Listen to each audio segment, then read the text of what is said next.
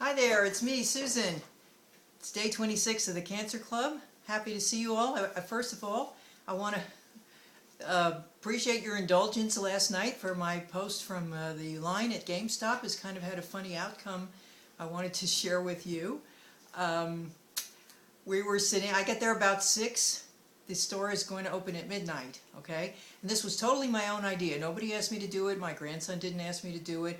I just all of a sudden thought, it might be fun, you know, because you have people online, you're standing around, you talk to each other. It's like a little event or something. So I went anyway, and made some friends. The people that I showed you on the video last night, Tiffany and Adrian and Ignacio, all of those really nice people that I met. Shout out to all of you all because it was you made it a lot of fun. But anyway, here's what happened.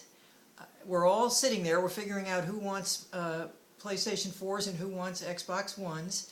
I was a sure bet for an Xbox One, and we're all laughing at the people on the line. There's a line coming around the corner of people waiting to get into Target, and we're all laughing because we're so cool. We have our chairs set up, and we're not going to be rushing to beat anybody down, knock anybody down, and getting all the electronics and everything at Target.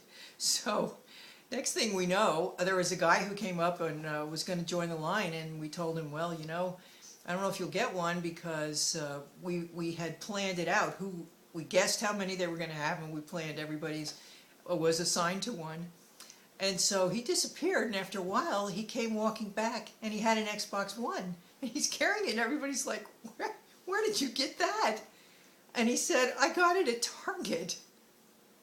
And we're all like, wait a minute, we're supposed to be the smart ones over here sitting online freezing. It was getting quite cold by then. And my grandson and his dad had come up to join me by then, so they were sitting around. We were all visiting and hanging out, so I asked them to watch my chair for a while, watch my spot in line, and I took off to Target. This was about, oh, I don't know, 10:15 maybe? Yeah, probably just about 10:30. So we still had a good hour and a half to go, maybe 2 hours. So I go into Target, I go to electronics, and I ask them, I see a whole stack of Xbox Ones behind the counter, and the girl said, well, you have to stand online over here, and it looked like there were about 15 people online, and I was like, oh, I don't know, do you think they'll have enough? And she said, well, they're not all waiting for that, some of them are waiting for iPads or other things, so, you know, the line's moving pretty fast. So I get online, and within 10 minutes, I'm at the counter buying an Xbox One from Target. And same price, same deal, everything. So I go carting it back to the line at GameStop, and the two guys that were at the very front of the line, they had been there since 4:30 that afternoon. They wanted an Xbox, and they said, where did you get that? And I said, Target, and they told me there were 2 left. When I left, there were still 2 more. One guy behind me wanted one for sure, so I said, I don't know if they still have any, but you can run over there. And they looked at each other, and they just didn't go.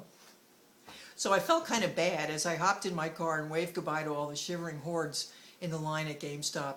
But then I thought, you know, opportunity knocks. The guy came by. He had one. I thought, what the heck, I can always come back. I can go try. I had somebody watching my spot. But I felt very good and bad. I felt bad. I said goodbye to all of them. We texted each other so we could touch base in the morning and see how they all did. And by 12 o'clock, when the doors of GameStop were just about to open, I was all snug in my bed and thinking, well, aren't I just a smarty pants that I got that done?